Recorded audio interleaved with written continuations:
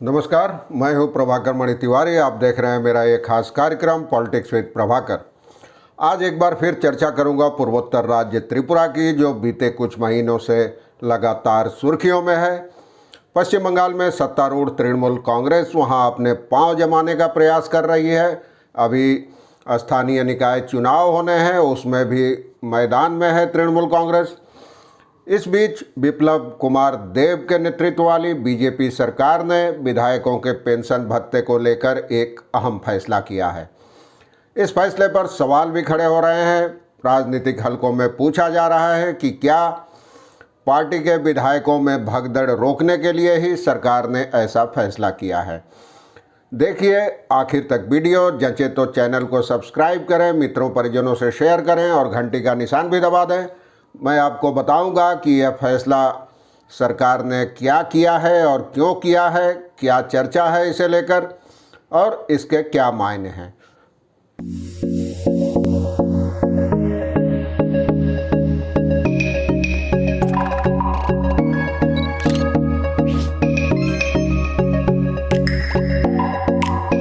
जैसा कि मैंने आपको बताया, राज्य की बीजेपी सरकार ने पूर्व विधायकों की पेंशन और दूसरे भत्तों के बारे में सरकारी नीति में एक बड़ा बदलाव किया है। अब से नए नियम के मुताबिक विधायक पद पर 5 साल का कार्यकाल पूरा नहीं किया तो विधायकों को पेंशन नहीं मिलेगी। राज्य में वाम मोर्चा सरकार जब थी लेफ्ट फ्रंट की, तो उस समय विधायकों को पेंशन और दूसरे भत्तों और रिटायरमेंट की सुविधाओं के लिए कम से कम 4 साल तक विधायक बने रहना अनिवार्य था। लेकिन 2018 में बीजेपी की सरकार के सत्ता में आने के बाद इसे बदलकर 1 दिन कर दिया गया था। यानी अगर कोई व्यक्ति 1 दिन भी विधायक रहता है तो उसे तमाम सरकारी सुविधाएं मिलेगी, पेंशन और भत्ते भी मिलेंगे।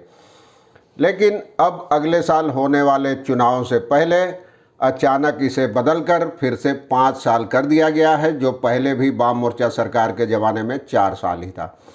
तृणमूल कांग्रेस ने सरकार के इस फैसले पर कटाक्ष किया है और कहा है कि सरकार और बीजेपी अपना घर बचाने के लिए ही इस राह पर चल रही हैं। त्रिपुरा के सूचना और संस्कृति मंत्री सुशांत चौधरी ने बताया कि यह फैसला इसलिए लिया गया है ताकि विधायक अपने जिम्मेदारी और गंभीरता से समझें और निभाएं।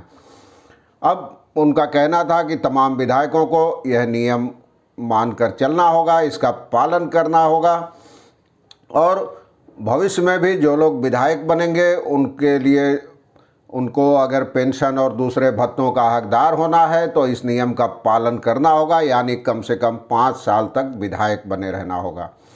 लेकिन सरकार के इस फैसले पर अटकलों और कयासों का दौर तेज हो गया है। और आपको याद दिला दूं कि बीते रविवार को अगरतला में जो तृणमूल कांग्रेस के महासचिव अभिषेक बनर्जी की रैली हुई थी, उसमें बीजेपी विधायक आशीष दास तृणमूल कांग्रेस में शामिल हुए थे।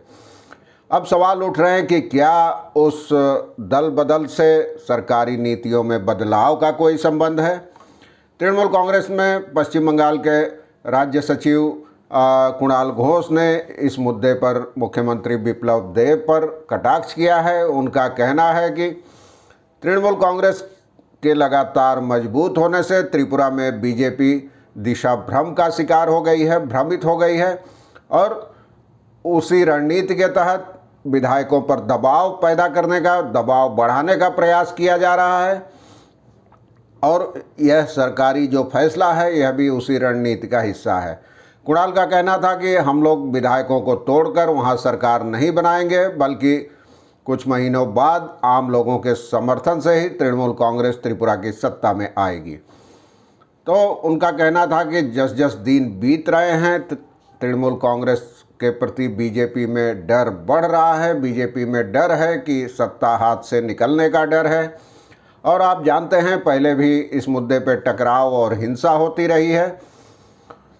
जब सीपीएम नेता मानिक सरकार मुख्यमंत्री थे तो त्रिपुरा में पूर्व विधायकों को 17,250 रुपये मासिक पेंशन मिलता था। उसके अलावा विधायक और उनके सहयोगी का उनके इलाज का खर्च भी मिलता था। 2018 में बीजेपी आईपीएफटी गठजोड़ की सरकार सत्ता में आने के बाद बाकी तमाम चीज़ें तो यही रही, लेकिन पेंशन की रकम बढ़ाकर 34,500 यानी ठीक दोगुनी कर दी गई थी।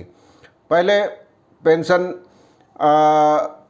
पाने की योग्यता थी 5 साल तक विधायक रहना शर्त थी, लेकिन उसमें से कम 4 साल तक का कार्यकाल पूरा करना अनिवार्य था।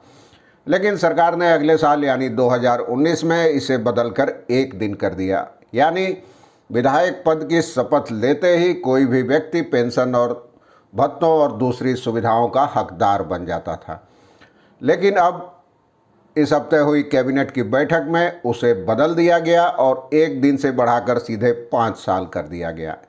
यानी अब कोई व्यक्ति अगर विधायक बनता है तो उसे कार्यकाल पूरा होने के बाद उसी हालत में पेंशन और दूसरे भत्ते मिल सकते हैं, जबकि उसने 5 साल का कार्यकाल पूरा किया हो कम से कम। 1 दिन भी कम हुआ तो उसे इससे वंचित होना पड़ेगा। इसे लेकर तमाम अटकलें कयास लगाए जा रहे हैं। आगे क्या होता है, त्रिपुरा में माहौल सरगर्म रहने का अंदेशा है। मैं आपको समय समय पर जानकारी देता रहूँगा।